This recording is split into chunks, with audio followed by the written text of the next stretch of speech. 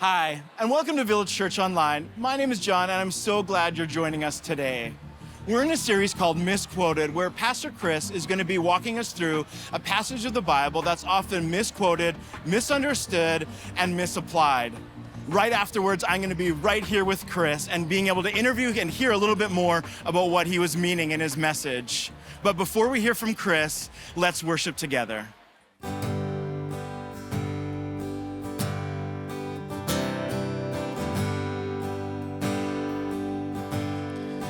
I searched the world,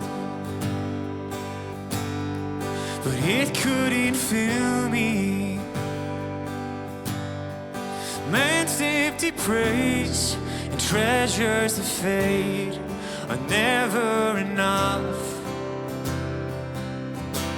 Then you came along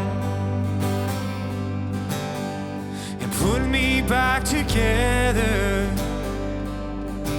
And now every desire is now satisfied here in your love. Oh, there's nothing better than you. Lord, there's nothing better than you. Lord, there's nothing, nothing is better than you.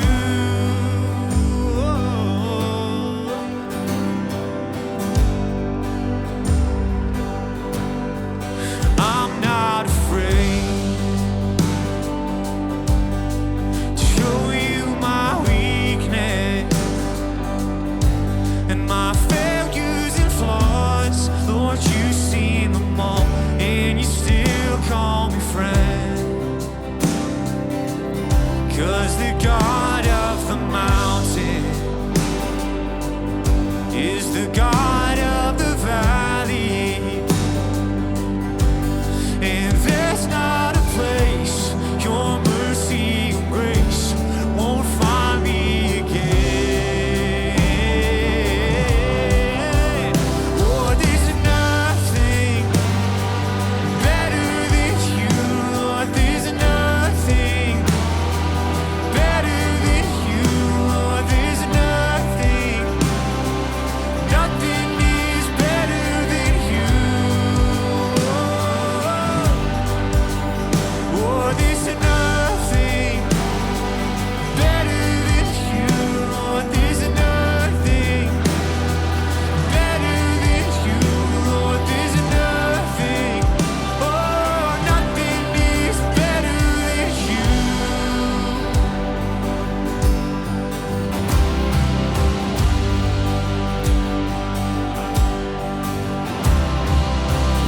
You turn mourning to dancing. You give beauty for ashes. You turn shame into glory. You're the only one who can. You turn mourning to dancing.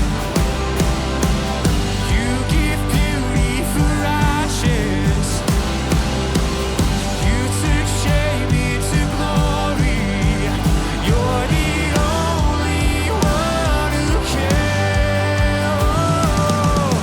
You turn graves into gardens. You turn bones into armies. You turn seas into highways. You're the only one who can. You're the only one who can. Oh, there's nothing better than you. Lord, there's nothing better than you. Lord, there's nothing, oh, nothing is better than you. Oh, there's nothing better than you. Lord, there's nothing better than you. Lord, there's nothing, oh, nothing is better than you. Oh, you turn my grave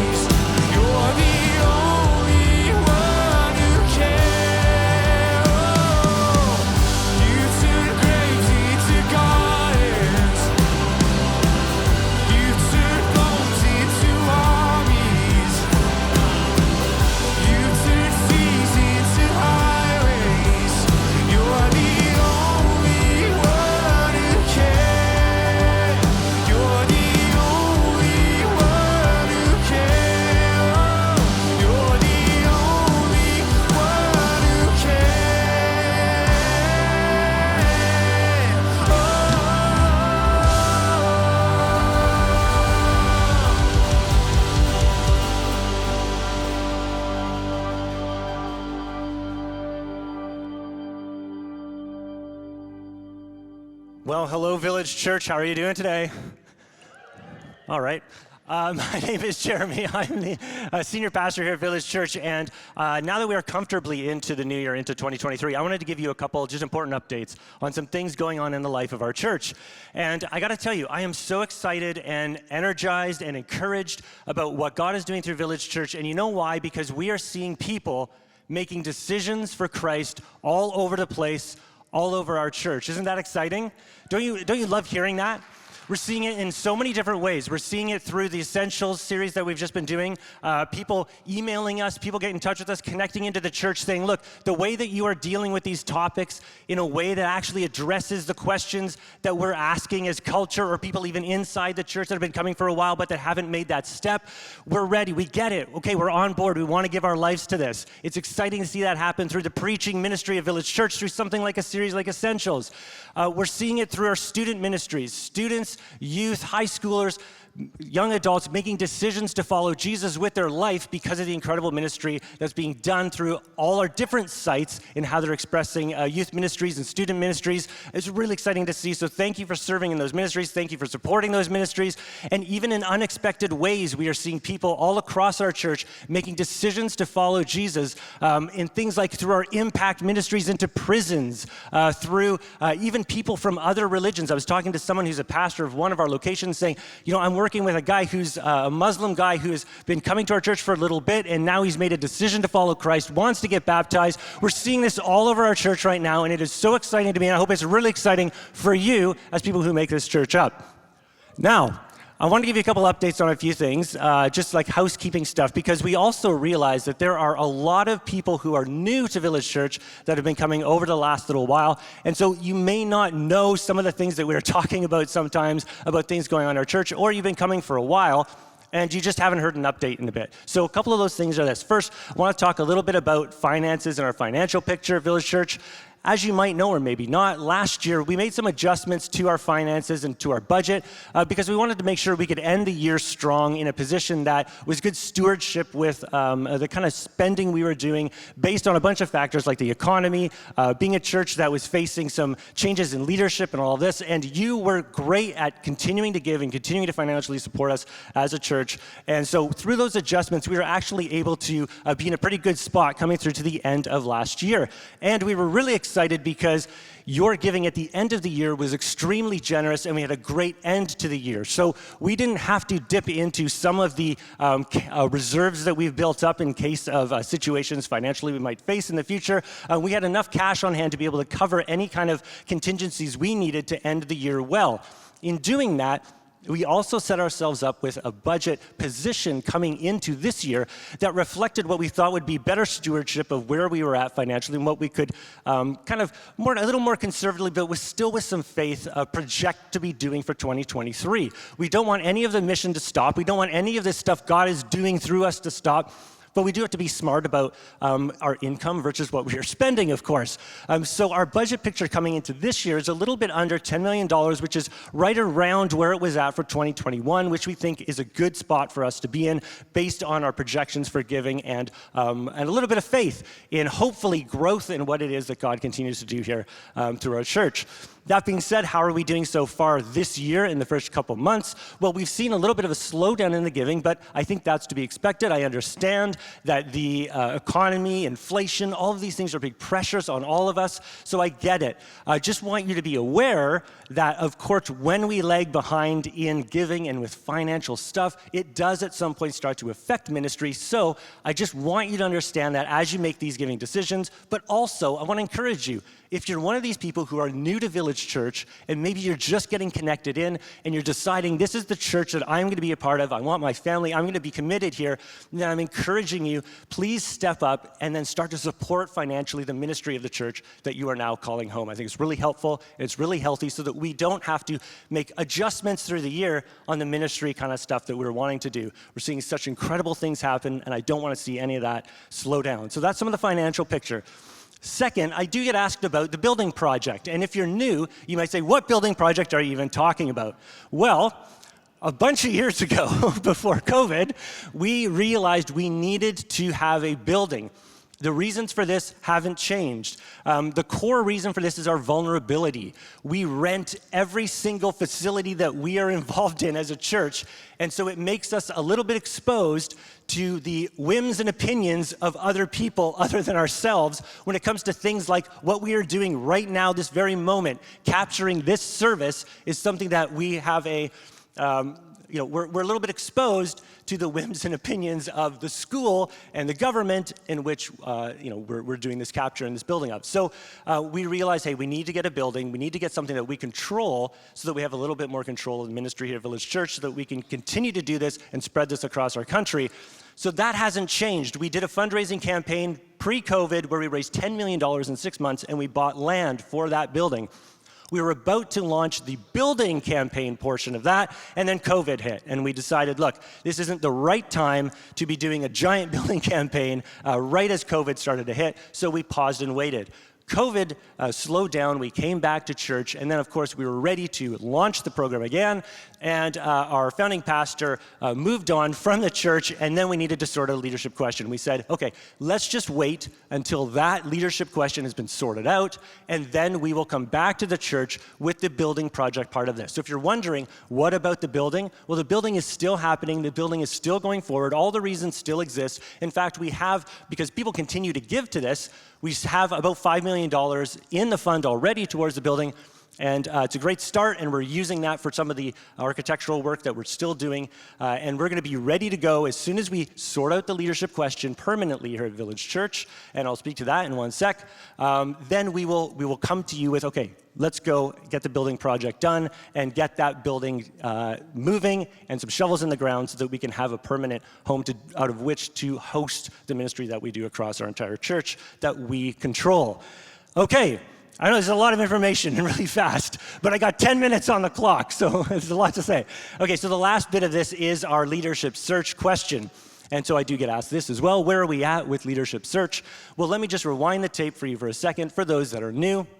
Like I mentioned a year ago, our founding pastor, he moved on from our church, moved to California to be part of our preaching and teaching team down there in the States at a church, which is great. And so here we decided in that moment as leadership, let's really examine through self-reflection, but also through working with consultancy groups, what's the best leadership model for Village Church going forward as a first step in a process of what to do next. And so in that process, we spent a few months sorting that out and landed on a two senior leadership model, which is really, really healthy, really great, and something that we're seeing a lot of churches like our kind of church do. It's super healthy, I think, for a kind of church like ours going forward, a shared leadership model. So we did that. Then after that was decided, we started the process on one of those two roles, which ended up being the role that I am now currently in. There was a process done vetting candidates and me, and the determination was made, and I was affirmed by the church in September to take on one of those two senior leadership roles. Since then, I then joined the search team, and we've been really, really intentionally focused on the other senior leader role and that dual role system. So we've spent about 6 months now in very intense process with a short list of candidates from the search firm that we are partnered with who's helping us through this process. And my only report to this point is that we have not found the right person yet. So if you're wondering, are you getting up here to reveal someone? No, I'm not. That's not what we're doing right now. Instead, what I'm here to tell you is continue to be patient. Continue to be praying for us in this. Here are a couple things that we've realized in this process. One is we are a very unique church. We are not a typical church. We have distinctives to who we are. We have complications to the kind of size and complexity and innovative nature of our church that present challenges to finding the right kind of people to put into the mix here in a senior leader position. And so we as a search team do not want to make a bad decision. We do not want to rush this. We don't want to put someone into a position that is not going to be the right person to help leadership-wise and carry on some of those distinctives into the future because we really believe in the vision and mission of Village Church. So just be patient for us. For a church our size and complexity, 6 months is not that long to be in a process of trying to find a leader for a church like ours. So keep praying into that. We're being innovative. I want to just give a shout out to the search team because they put in a ton of time, a ton of hours, a ton of work.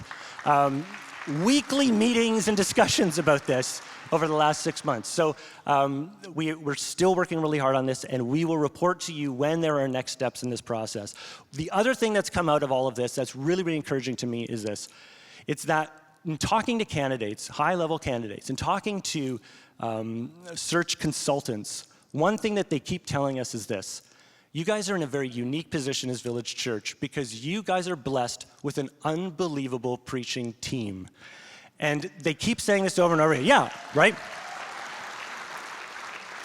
And we keep hearing this over and over again. And churches would be thrilled to have one person that could do what it is. We have a whole team of people doing right now. Young pastors who are preaching the word faithfully, convicting us in the sense of our cultural beliefs, explaining the Bible to us in ways that are relevant and that really, really hit us home. It's been incredible, and I've been blessed by their teaching over the year and watching how they've each even grown through the year, it seems month after month, in blessing us with the preaching ministry here at Village Church. So let's not take that for granted. We're really, really blessed and lucky to have that. And so with that, I want to introduce today's speaker, part of that preaching team. Here he is, Pastor Chris de Monyé. I don't know why I lifted you. I just wondered if I could. You know, I know you seem... You get one chance in your life. I'm glad I took it with you guys. Employed at Village Church to lift me up. All right, it's... You used the card. It's noted. I hope it was worth it. This is my first write-up on video. Hey, guys, let's thank Jeremy. We love him so much. Thank you, Jared, for everything that you're doing and the leadership that you're posturing and leading us through this whole season. Lots of change and lots of excitement. Okay. Tell us something. Okay, I'll tell you something great. Well, guys, my name's Chris de Monyé. I'm one of the pastors here at Village Church with the Langley South location. So grateful to be with you, and it does excite me, the things that Jared's been talking about. Like, there's a lot of work that's been going into finding the right person to be part of what is happening here at Village Church. And one thing that I've been deeply encouraged by is that God has not finished. He has not stopped. He has not pressed pause on all the things that he's doing in and amongst us. It's humbling to me that I get to even be part of something where I'm seeing people's lives change. I have friends texting me who are giving their lives to Jesus. I see God showing up in marriages and relationships and building his church in a unique way. In a season that was questionable because my doubts snuck into the middle of it. And maybe you carry that too, or your doubts are sometimes trying to get the loudest voice in your head. But let's just remind you who you serve, right? Like, man, you serve a king who is building his kingdom. Right? Yeah, you serve a king who loves the lost, who loves people who are unchurched, de-churched, who want nothing to do with church or him, and he's still there like, hey, I love the trash out of them. And so I want to meet them. I want to show myself to them. I want them to love me too, and I want them to have a life that's different. You know, we as the church carry a great deal of responsibility in that, and even around how we use the Word of God in our lives. And what we're stepping into and back into is this series called Misquoted. And this is a really fun series, because what we do is we take verses that are from the Bible that often get misquoted, misapplied, misused, misinterpreted, and then those things change and sometimes change the culture around us. I love this analogy. It was given to me once where God says something, and he says it really clear. Let's say if he says, hey, don't sit in that chair, as an example. And then we as God's people are like, okay, well, we can't sit in the chair. So let's be wise, and let's say we gotta stay a meter from the chair. Okay, let's stay 1 meter from the chair so we don't get tempted to sit in it. Like, we don't wanna touch it, see how soft it is, let's not get in. Okay, and then we take that, and the next generation or the next group of people learning from that are like, oh, well, if I can't get within a meter from the chair, why do I even want to be in the same room as the chair? Like, let me back way off from the chair. I don't even want to see it, because if I see it, I might be tempted to sit on it. And then we just get further and further. And now people come to a place where they're quoting something that isn't even biblical. We're going to do this right now. Okay, money is the root of all. You hear that. That's something that culturally we hear and we think is biblical. We take that language and we say, this feels like a biblical term, so I'm going to apply it to my life, and I'm going to live like money is the root of all evil. Money itself is bad. Maybe you've heard that. Maybe you believe it. Maybe you don't go to church and you think that was the one verse. When you hear it, yeah, for sure, I know that. I know that that's true. You see, this is something we might even lean into and just say, even if it's not biblical, it is true. Money is something that causes a lot of evil in the world, a lot of pain, a lot of suffering, a lot of hurt, a lot of people who are marginalized and abused and used and taken advantage of and exploited for the sake of money. We see this in things that we try and combat as a church, right? In the ways of things like sex trafficking. Like, we want to see it abolished in our time because people are being exploited and undignified and abused in the midst of somebody else trying to make money. We see this even in our world, in our culture. If we were to critique it and look at it and say, hey, there's some bad things going on. Let's take something as controversial as some climate change, where we look at it and say, climate change itself is being produced by like big business and greed and money and this evil piece. And we try and do our part. Maybe like I was getting bubble tea with my kids and they offered me a paper straw. I said, no, if I'm drinking bubble tea, like the integrity of the straw matters. It's like one of those tapioca pearls isn't gonna get through a paper one. So I felt really guilty. I asked for a plastic straw and I left in shame. And then I went home with my kids and I see this video of this air show in like Arkansas, and they're like increasingly blowing up bigger and bigger things for a show. And I'm like, what difference is my straw making in the midst of this environmental struggle? It's like money is like rooted in evil, and there's just people who are trying to make profit and it's killing our planet. And it was just like, so I went and bought like a bag of plastic straws I'm just kidding. I know, I'm a monster. I'm a monster for asking for a plastic straw in the first place. I shouldn't have done that. But then we see money being used for good, even the things that we try and combat in the world. Like when we partner, like every dollar that you spend here doesn't just come here to Village Church. We as a church always have wanted to build our budget beyond our walls, to be a church that cares deeply about the ongoing needs of the world, to bring justice to places that need it. If we even look at this idea or this problem in the world, this great problem of sex trafficking, human trafficking that's happening, it's like we want to combat that. So we partnered with these organizations in different ways. One's Ally Global, and they work in different places in Nepal, and it was so beautiful to be there. I had the opportunity to go in October of this last year, and as I'm in Nepal, I'm sitting in Safe House 1, which, if you don't know, is a safe home for girls who have been human trafficked and are now saved from that lifestyle and are being restored and being redignified. And you giving to Village Church has caused us as a group collectively to be able to fund that safe home for the last 5 years in its entirety. Isn't that amazing? Like, you guys and your partnership, like, that's really good. And the outpouring of that isn't just in a macro way. Like, I'm sitting in that room with these girls, and actually they taught me a song. It's like, if I had a black little box, I'd put Satan in, I'd take him out and punch, punch, punch, and put him back again.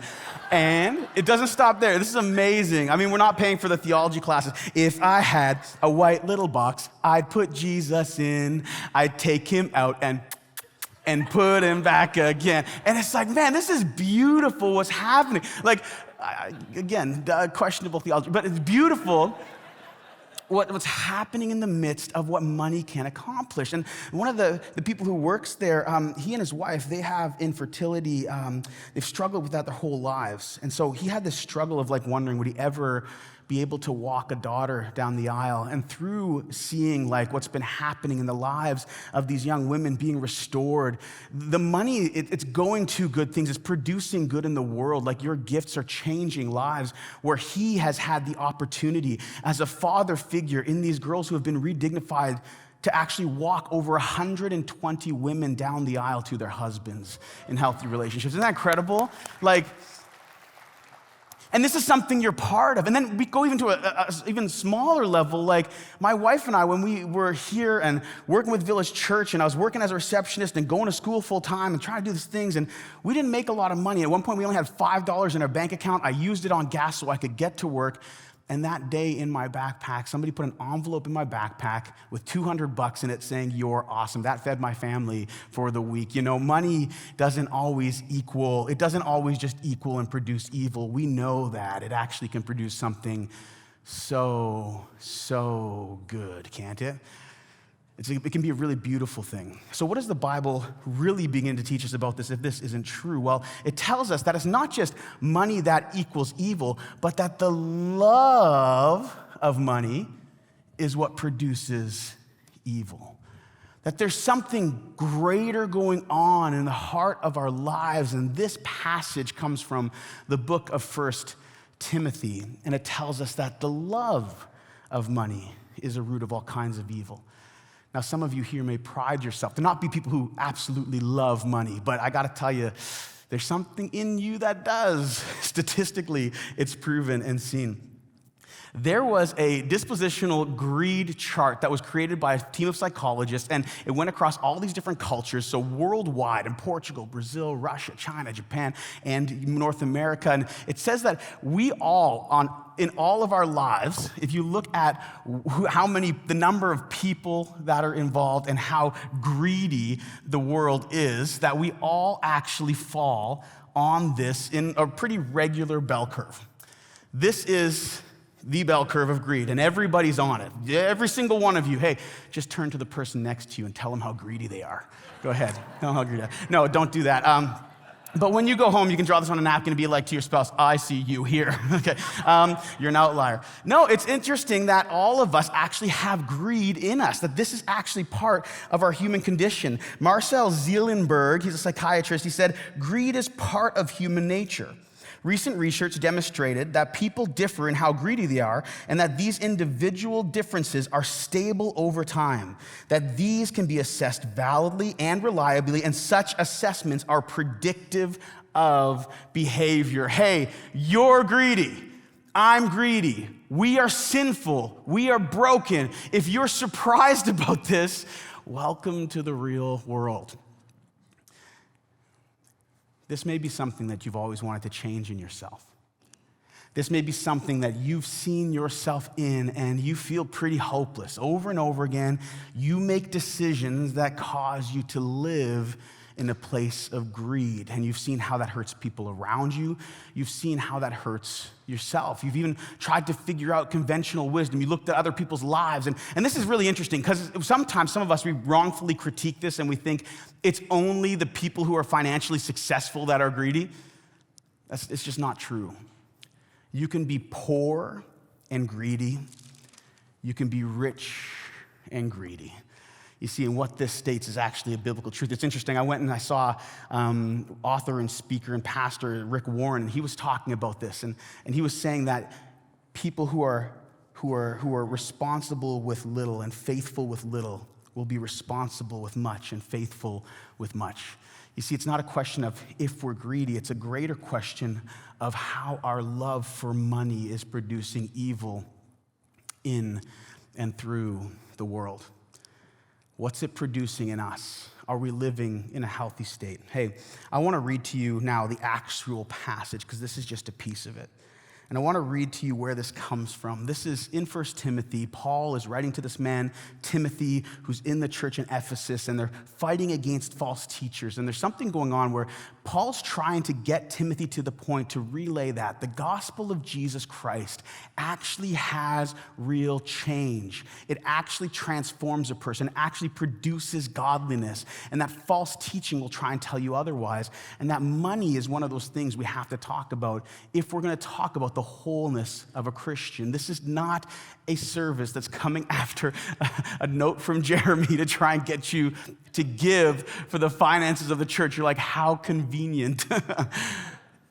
No, this is a discipleship moment for your soul. And why is it important? Because it's more than just loving money. It's for the love of money is a root of all kinds of evils. It is through this craving that some have wandered away from the faith and pierced themselves with many pangs. You see, the love of money produces evils, absolutely. There's a heart thing that has to change in the midst of us. But there's sometimes even greater things that can happen than just producing evil in the world for you and for others. It actually causes people to wander away from their faith. Can you hear that warning for a minute, church? Like, guys, your love for money may be the very thing that winds you up in hell one day for eternity. your desire for more, your desire for riches, your desire, this unsatisfiable, unsatiable, like you can't stop wanting more. And can we just sit in that for a second?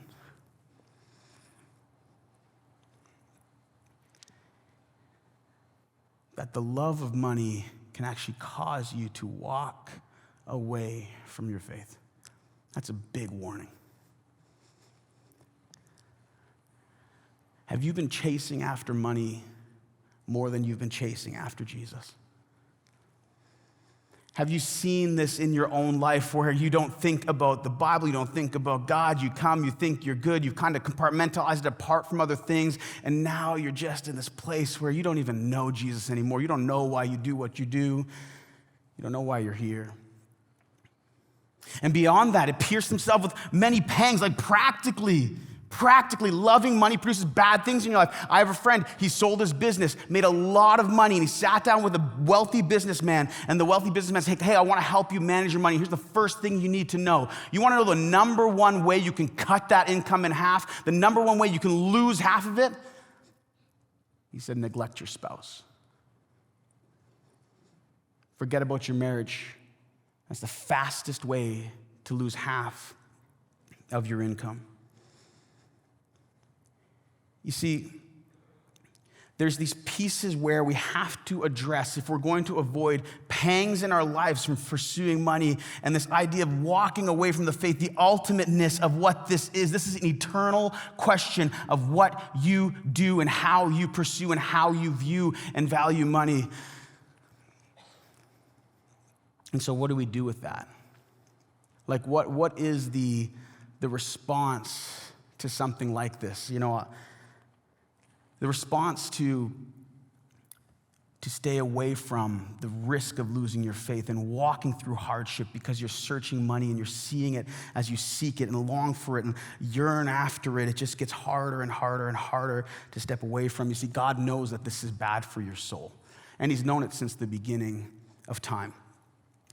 If you look through the Bible and you look through times where money is used and addressed, I mean, one of the things you may be accustomed to, if you grew up in the church, you've heard this, tithes and offerings, right? You maybe remember the day when you would be in church and a plate or a basket or something we passed along, and that'd be a moment where you would pray over your gift and you would give it to the church. And tithe actually literally means 1/10, a 10% of what you have, the first fruits. In Leviticus, it was the first things of your crops and of your labor. You would give these back to God, and the Israelites, the Jewish people would actually follow that to a T and give to God their first fruits. And then when we move to the New Testament, we don't hear a lot about tithing. We actually don't hear a lot of things said about it at all. It's actually never directly mentioned in the New Testament, but generosity is. You see, Jesus talks a lot about money, and he uses money to talk about the kingdom of God, not only explicitly for best business practice and other things, but he talks about it in a way that should conflict with how we view generosity, because that is the ultimate end. The thing that will fix your love for money that leads to evil, a loss of faith, and pangs in your life is generosity in the full. And that's what Jesus aims to do in the New Testament. You see, when Jesus came, he didn't just say, yeah, 10% is enough to give to the local church, and then you feel good, and that's your part you give to God, and then go on and do your own life. He raised the bar on everything, didn't he? Everything that he came across. It wasn't just good enough to not have cheating on your spouse. You actually have to not even lust with your eyes, because that's now adultery also. It's not good enough that you don't just murder somebody that you dislike. You can't actually have anger in your heart towards them, because that's murder also. And he goes on with money, and there's this beautiful piece that we see throughout the Bible where it celebrates what people do with money. And Jesus talks about money and says, where your treasure is, your heart will be also. And he does this for the sake of saying, this is a huge piece of your discipleship and who you are. And the thing that will fix your love for money, if you struggle it will actually be the generosity that you're able to have. Generosity is the fix for our greed. Now, you may see yourself on here and hear that quote of like, hey, if we're stuck in one place, how is that even possible? You see, but the way our brains are even wired gives us the ability, with the Holy Spirit's power in our life and the practice of gospel-centered living, to actually transform us fully. Let me tell you what I mean.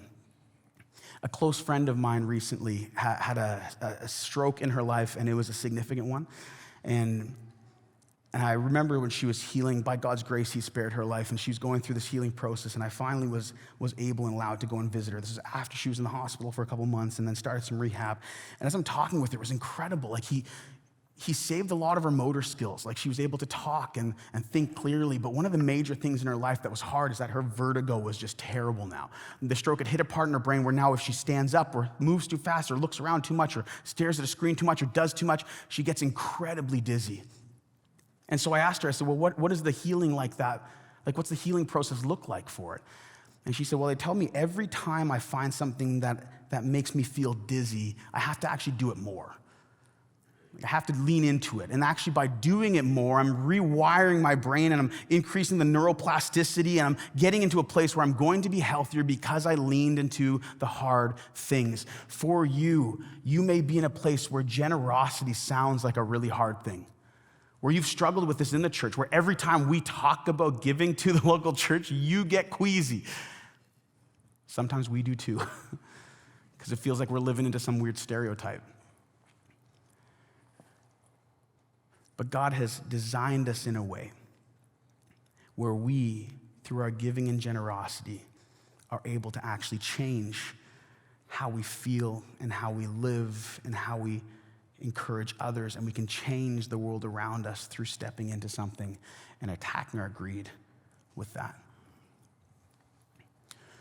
So what does it look like for us, and what do we see biblical? Well, throughout the Bible, there's all these different stories. Mary, Joanna, Susanna, they're called out for providing Jesus' ministry. Phoebe, specifically named in the church in Rome. Barnabas is named for his act of selling a field, donating the proceeds to the early church leaders. The Macedonian church, the Philippian church, acknowledged for their generosity by Paul. You see, there's all these people biblically who have paved the way for the church to thrive in the world, and this is something that actually God calls all of us to be part of. All of us to step in on. To practically think about our budget in a way that is healthy and to give to the local church and then to also give beyond. That generosity would be a posture of our hope and our hearts and our world. Some of us will say, well, yeah, we see this. You know, even if you're a younger person, younger generations right now are far more inclined to move towards a place of socialism than any preceding generation before them. That is to say that all money should be equal, that we should really lower the playing field and just somehow get all the money from people who have too much and even it out so that people can buy homes and live a life of prosperity and have freedoms. And that's what their idea of what this would look like applied is, but that's actually not biblical. The biblical idea is not to take money from everyone and lower the playing field. The biblical idea is to work on the heart and to change the heart in a way where the church itself wants to freely give out of what was given to them. You see, we follow a God who went first in this. That Jesus, in his immeasurable generosity, saw where we were lost, saw where we were beyond. And he, in that generosity, came and he gave up everything. Like he was seated high in heaven, equal to God. And he submitted to God the Father on this plan and came to earth and lived amongst us, lived amongst his creation, born in a manger, walking the dusty, dirty streets, engaging with people that were broken, sinful, everything, and then came to a place where he died for our sins, ultimately giving his life in generosity. He gave it all. And then he resurrected from the dead, ascended into heaven, and sent his Spirit to dwell amongst us and in us, to transform us, to give us hope and freedom. And then his command for us is to then be generous with what we have. We can't view money as ours. You see, what you do when you live in generosity is you recognize that God has actually given you everything that you have. When the early church would give the 10th of their earnings to the temple and to the religious leaders, they would actually believe they're giving it to God and saying, God, I'm giving this back to you from what you've given to me. And when Jesus raised the stakes, he says, hey, all of it is mine. And I want you to live in step with me so that you live constantly in this life of generosity. Because I tell you, man, God loves when his kids give away his stuff. He loves that. And as a father, love that too. I got 4 little boys. You think they're saving up their own money for their mom when it's mom's birthday? When they go to the store and they're looking at things, oh, I think mom would like this. I'm like, I don't think mom would like a unicorn wig. But, and yet, so what do? Well, I buy the wig. Because it's their little hearts who are loving their mom. And me as dad just says, yeah, I want to see that. I want to see you have that. I want to see you give that. I want to see you be generous. Man, you can't outgive God, and it's true. It's true. You see, we tend to fall in 2 big camps around this. One where we think, man, like, if I give, then I'll be given more, right? Like, if I give more, then God will bless me more, and the financial prosperity will enter my life, and that's not true. And sometimes we look at it as, hey, money's bad, so I'm gonna stick away from money, and I don't even want it. Like, I wanna be in poverty because that's what's holy, right? You walk around in some, like, shirt you haven't washed in 16 weeks because you're saving the water, and you're going and you wanna make it something like. Neither of those are biblical. Biblical is that some of you have been blessed richly by God, and He has given you a ton, and you're wise businessmen and businesswomen who are so good at making money, amazing, invested in eternal things because you can't take it with you. Some of you are poor as dirt. Amazing, be generous in that too. One of the things that blew my mind, I went to Mexico on a mission trip as I was a kid. Hey, and if you're parents, get your kids outside of your affluent bubble. Put them in other places in the world so they see different things. And I went there and I had underwear in my hand in the slums of Mexico to give away in the middle of a flood and storm. And I said, who would want these? Like, this seems so ridiculous. I'd never wear these tighty whities. I'm cooler than that. You know, my hem's a little lower. You didn't need to know that about my underwear. But I go into these homes and like people are like crying and trying to give me like pita with like bean paste just to thank me. And I'm like, man, like I have a skewed vision of what's acceptable in the heart of generosity. I needed to see that. And maybe you need to hear like, you can be generous with little. You can be generous with a lot. God cares a lot more about your heart than how much it is. But an outpouring of where your heart is how much it is. For some of you, 10% will be way too much as a starting point to give into the local church and back to from what God has given you. It'd be too much. So start with something and just see what God does with it. Start with something where you step in and you see the change that it makes, even in yourself and the world around you. Just start. And for some of you, 10% would be way too little. Like God has blessed you way too much for you to just put a stop on it. Like He wants you to change the world around you and bless other people and spend His money and give it away and make people's lives just enriched because they met with you and your heart of generosity that was put into you by the Spirit of God. William Tyndale, an English man who loved Jesus before the Bible was available in English press.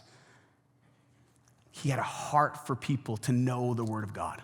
He knew the original languages. He could engage with it in a different way. He realized that things that the church of the day in the 1500s were teaching weren't actually true to the biblical text. You see, but when he went and shared those things, it was considered heresy. It was considered a capital offense for him to try and make these words available to other people.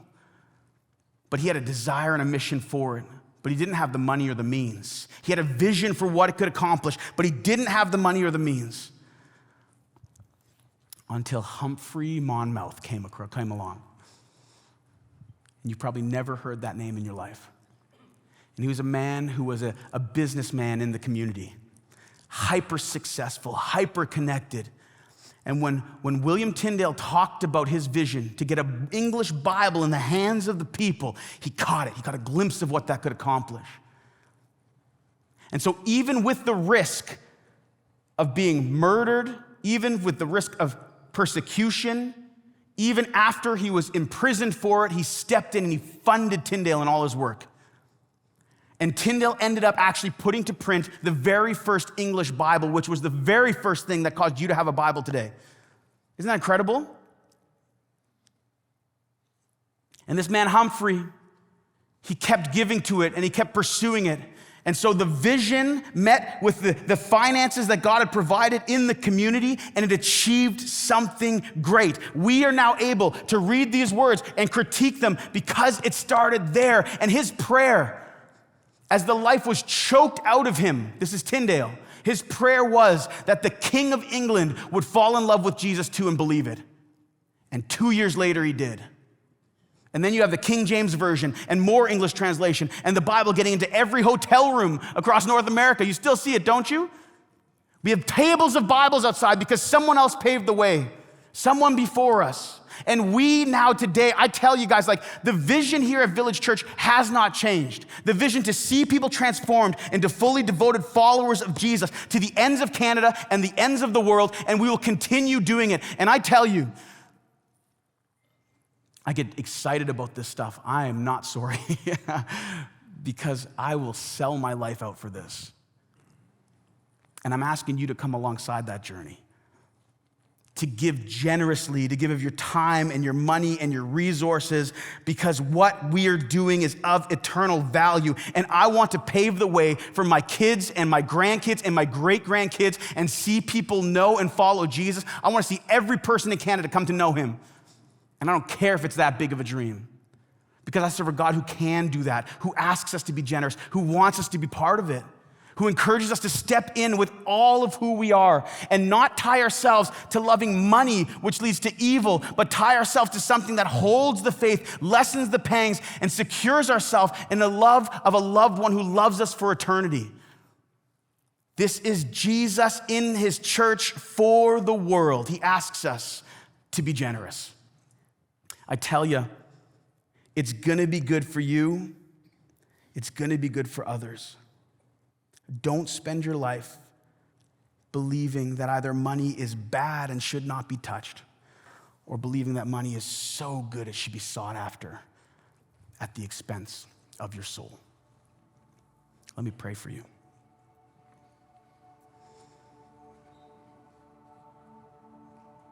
Jesus, I thank you so much that you love us more than we love us.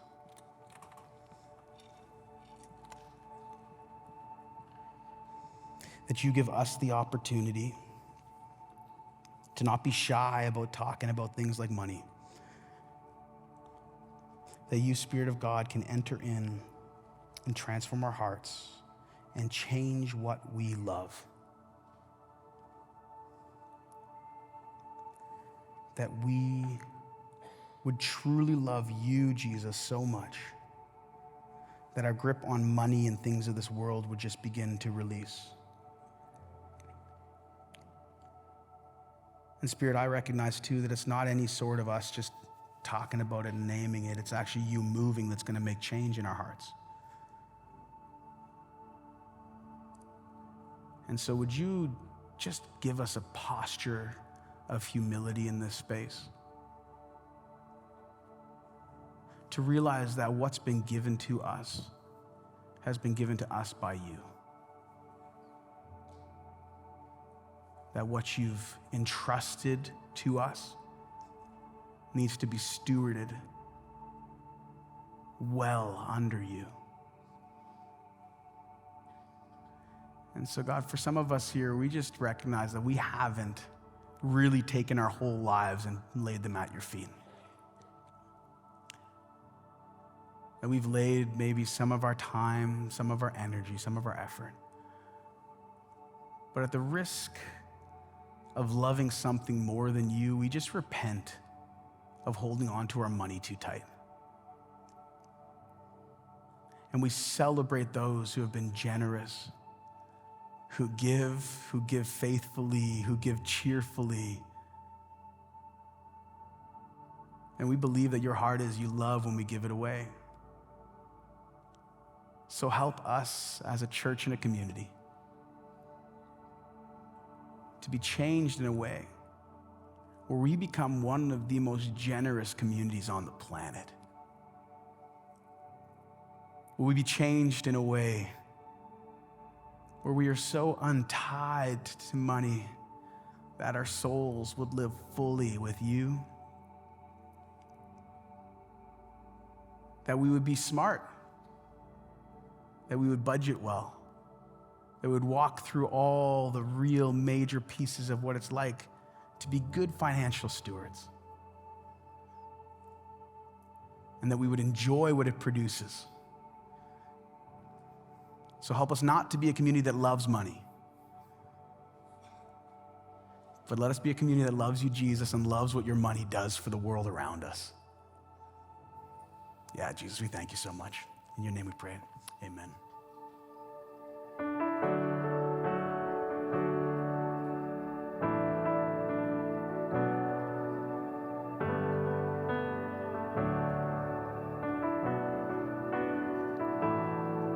What a healing is real.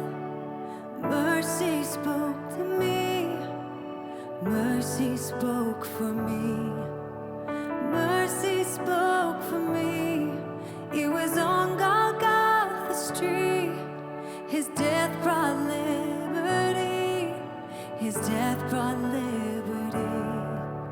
His death brought liberty.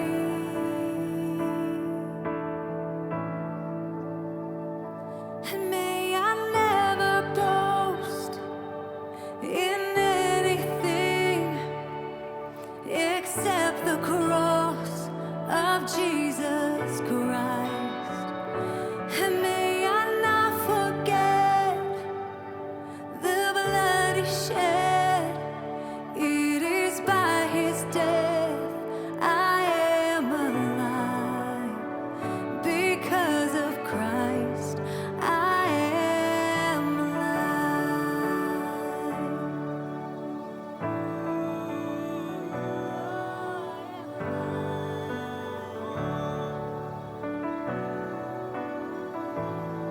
And what a humble sacrifice. Love that washed me clean. Love that washed me clean. Oh, love that washed me clean. What a blessed mystery. His punishment, my peace. His punishment, my peace. His punishment, my peace.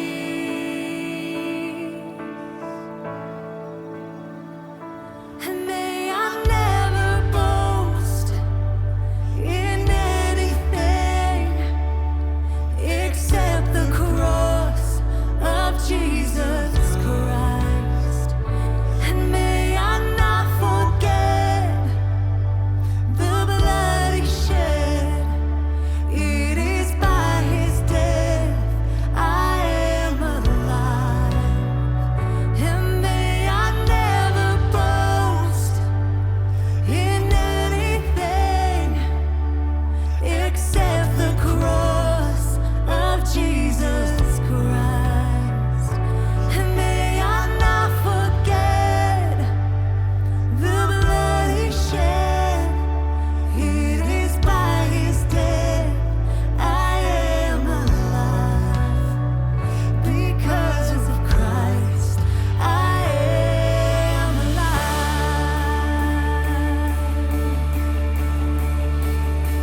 Oh,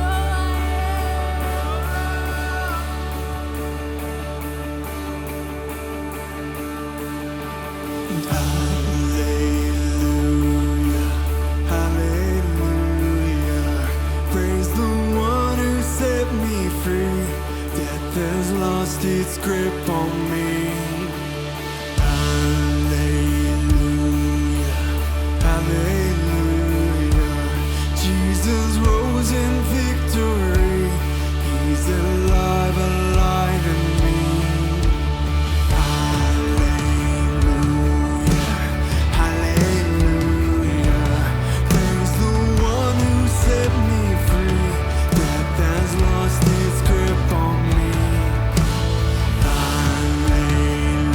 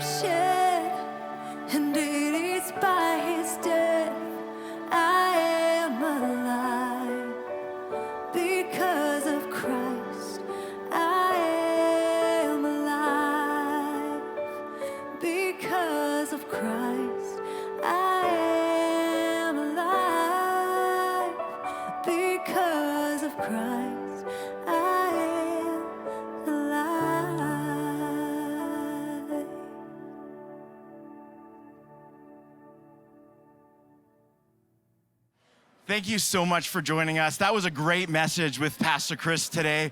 We're just in the lobby. I'm just going to be waiting to talk to Pastor Chris, just ask him a few more questions about his message today. And while I'm waiting for Chris, there's just an opportunity. We'd love to connect with you at Village Church with whatever your next step may be.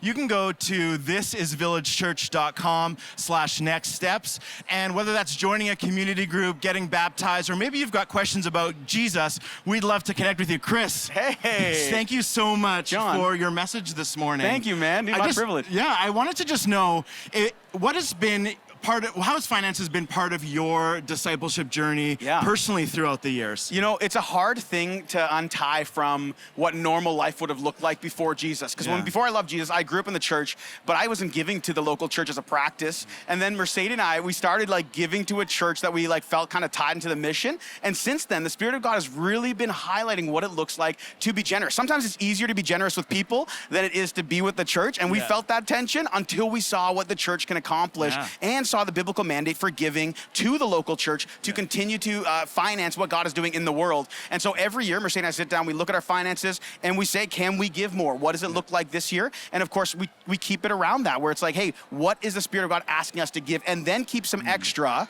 to try and work into a place where we can give beyond even the walls of the local church. Because, man, generosity is fun, bro. You ever made somebody's day with money? It's incredible. It's incredible. Yeah, it's really, really cool. So if I'm listening today and I want to take my next step, like a practical step, just to tip my toe into being more generous and living a life of generosity, what can I do? I'd say practically, like, just start to give to the local church. I talked about it in there. 10% may be too much. 10% may be too little. But you have to get before the Spirit of God and try and figure that out for yourself. Take that first step. And now people always ask me, like, should I pay off all my debt before I give, or what does that look like? I actually believe we can be wise and probably give up a few other things in our life that we can be paying off debt and faithfully giving to God's mission in the world at the same time. So let's get in front of some people, bring people in if you need help with that, but just be real with your budget. Here's the best thing, because I gotta say this. I want people to be able to have vacations and to spoil their kids and to give to things generously and give to friends and participate in fun activities and send kids to sport.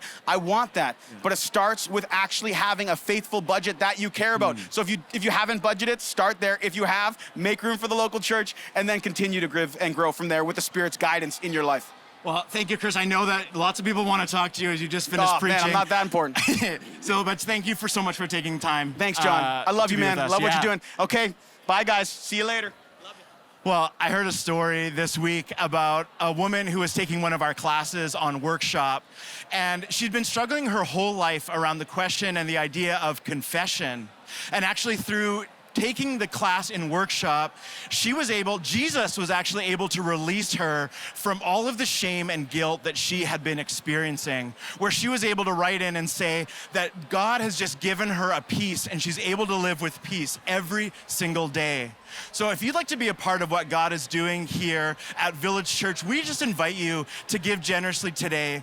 You can go online to thisisvillagechurch.com/give, or even simpler, you can text Village Church, all one word, to 77977. Thanks again for joining us, and I can't wait to see you next time.